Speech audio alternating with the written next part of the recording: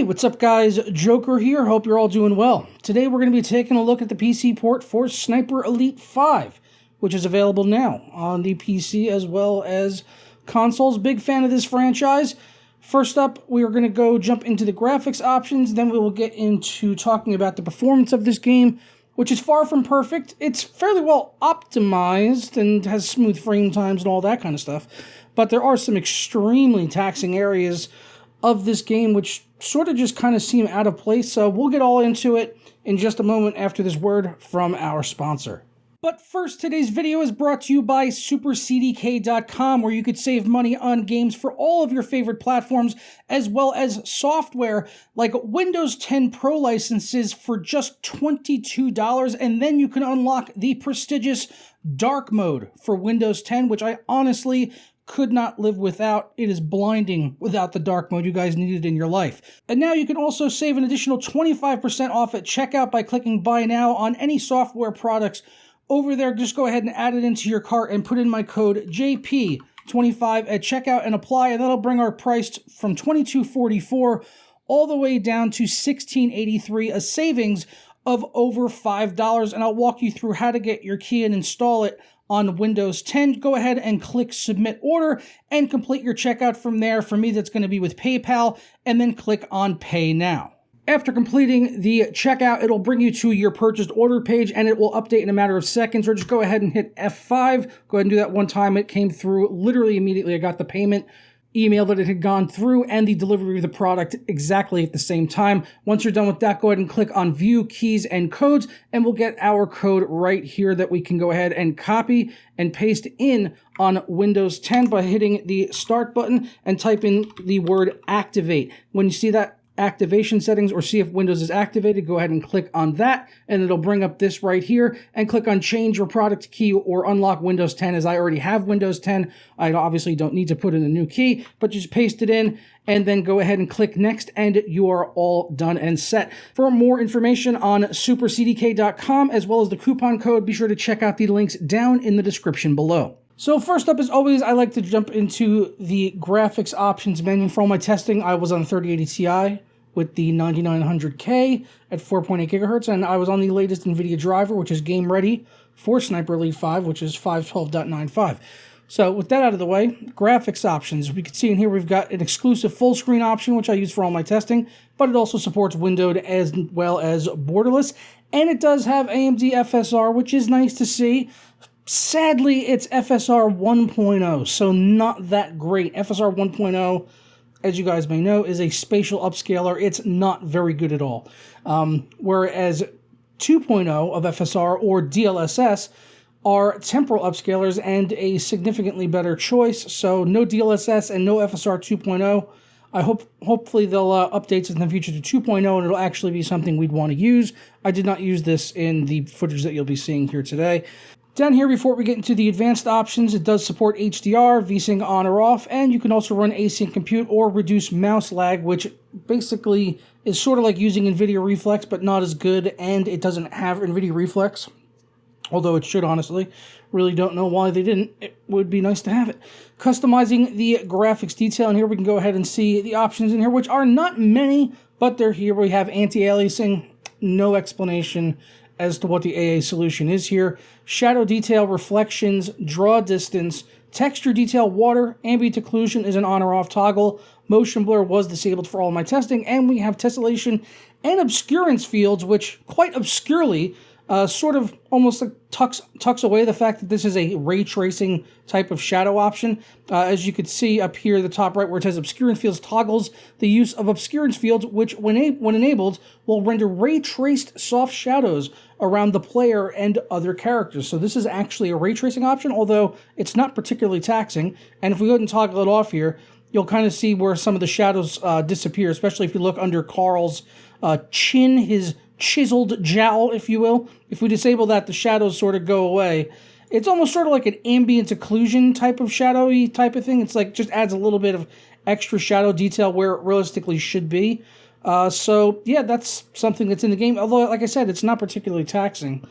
But yeah, it's there in the game. So let's get into the benchmark.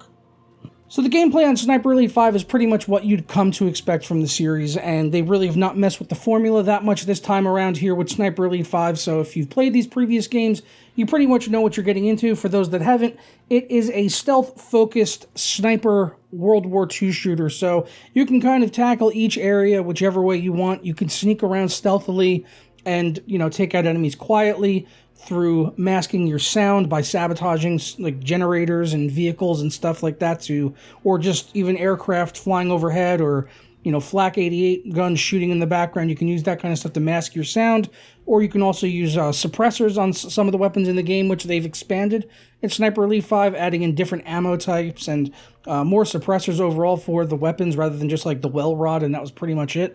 So that's nice to see that they gave you a little bit more options there if you want to go the stealthy route, or you could just kind of open things up, guns blazing, and shoot Nazis in the nuts. You know, go for it. Performance-wise, typically these games run very well, always very well optimized. As you'll see in the frame time graph, I mean, it's very steady.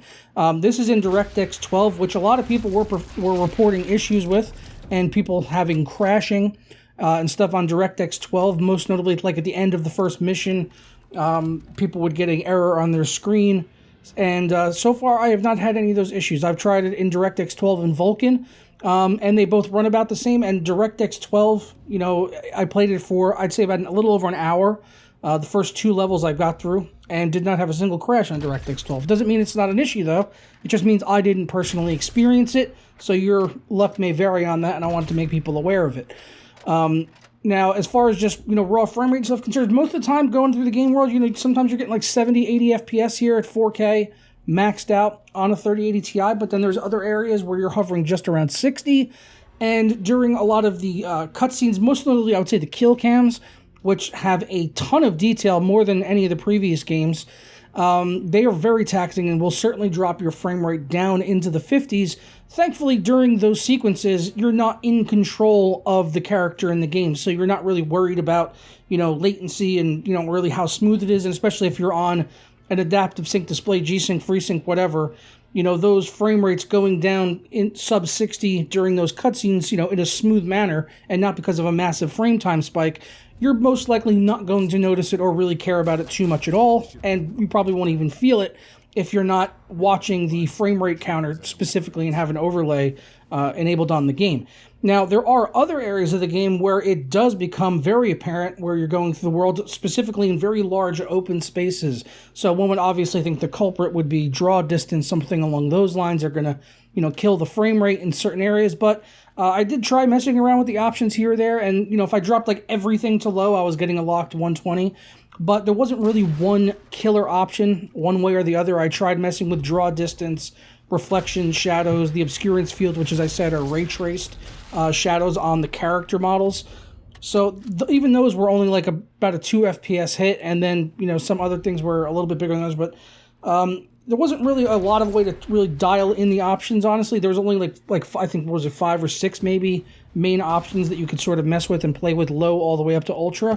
And no one option stood out as being super demanding. So some areas just dropped down into the 50s, even into the 40s, or a little bit below that, where there was one area where I was in like a field and there was tons of foliage and stuff on screen, and the frame rate was really taking quite a hit. Now, there's also a lot of areas in this where my VRAM was being completely maxed out on the 3080 Ti, hitting up around 12 gigabytes being used.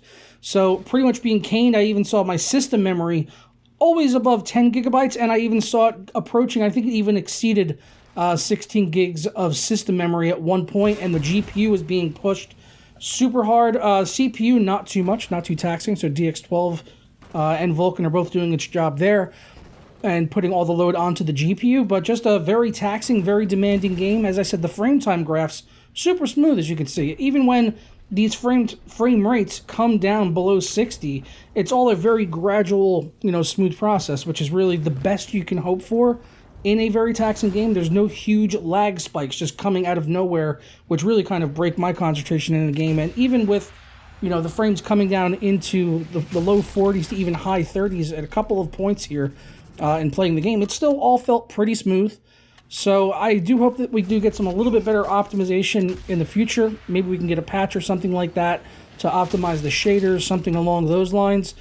But right now it's not perfect, and I said a lot of people were reporting on the Steam forums as having DirectX 12 crashing, but Vulkan working absolutely fine, which you can apply before you launch the game. There's a pop-up when you open the game from Steam, and you have to set it in there. It's not actually in the in-game menus, it's in the pop-up menu before the splash screen before you actually get into the game, and you can enable Vulkan in there and mess around with any of the other graphics options. So that's available to you if you want to use that. If you're having any crashing issues, I would just say switch to Vulkan.